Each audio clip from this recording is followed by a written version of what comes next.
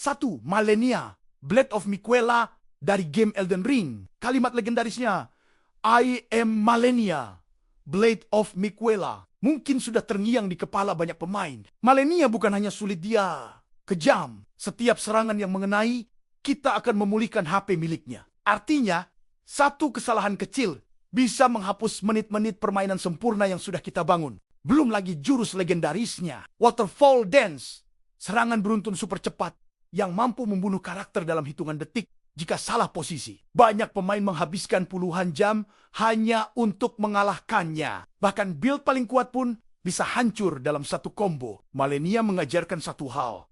Kesabaran adalah segalanya. Ishin, the Sword Saint Sekiro, Shadows Die Twice. Jika Malenia adalah ujian kesabaran, Ishin adalah ujian refleks dan penguasaan mekanik. Pertarungan ini adalah klimaks sempurna dari Sekiro.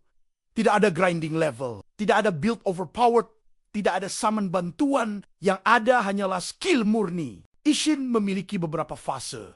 Pedang, tombak, senjata api, petir. Semuanya datang dengan tempo cepat dan presisi mematikan. Untuk menang, pemain harus benar-benar memahami sistem parry hingga ke level insting. Ishin bukan hanya boss. Ia adalah ujian kelulusan. Ornstein dan Smough dari game Dark Souls. Bayangkan melawan dua bos sekaligus. Yang satu cepat, lincah, menusuk dengan presisi. Yang satu besar, lambat, tapi sekali pukul bisa langsung mengakhiri hidupmu. Ornstein dan Smough adalah mimpi buruk dalam satu arena sempit. Fokus terbagi. Kamera sering mengkhianati. Dan ketika salah satu mati, yang lain menyerap kekuatannya dan menjadi lebih mengerikan. Banyak pemain berhenti bermain di titik ini. Duo ini adalah simbol kerasnya dunia Souls. The Nameless King dari game Dark Souls 3. Pertarungan ini terasa seperti mitologi yang hidup. Fase pertama membuat kita melawan naga raksasa di tengah badai petir. Kilat menyambar, api menyembur, kamera bergetar.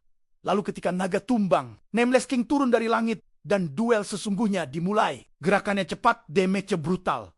Hampir tidak ada celah. Ini bukan hanya pertarungan, ini adalah duel antara legenda dan manusia biasa. Sephiroth dari game Final Fantasy VII. Dengan latar musik On Wing Angel yang epic, Sephiroth menghadirkan tekanan psikologis luar biasa. Serangan supernova miliknya menghancurkan tata surya sebelum menghantam party kita. Animasi panjang, dramatis, dan penuh simbolisme.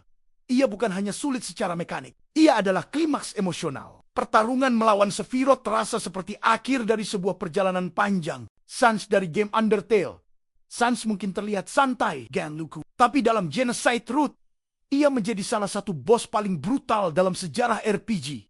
Serangannya cepat, tidak memberi invincibility frame normal, bahkan menyerang di luar sistem turn-based. Ia seperti menghukum pemain karena pilihan moral mereka.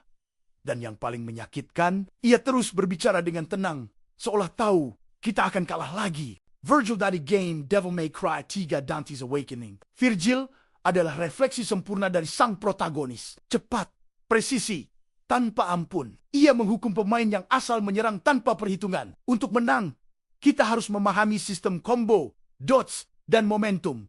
Pertarungan ini terasa personal, seperti dua saudara yang menyelesaikan konflik lama melalui duel mematikan. Mike Tyson dari Mike Tyson's Punch-Out di era NES. Bos ini adalah tembok besar yang hampir mustahil ditembus. Reaksi harus sempurna, timing harus tepat. Satu kesalahan kecil kok. Banyak pemain tidak pernah melihat ending karena Tyson terlalu brutal. Ia adalah simbol kesulitan era game klasik tanpa tutorial.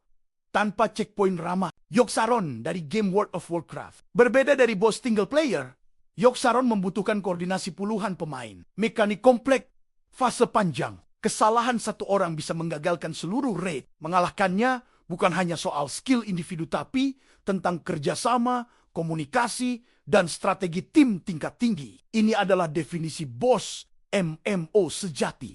The Radiance dari game Hollow Knight. Radiance menghadirkan pertarungan penuh proyektil cahaya dan platform sempit. Serangan datang dari berbagai arah, memaksa pemain bergerak cepat dan akurat. Di versi True Ending, meningkatkan kesulitan secara signifikan. Dibutuhkan refleks tajam dan fokus tinggi untuk bertahan. Bos ini menjadi ujian akhir yang menegangkan. Dalam dunia Hellonis, jujur saja ini adalah bos tersulit yang pernah saya lawan.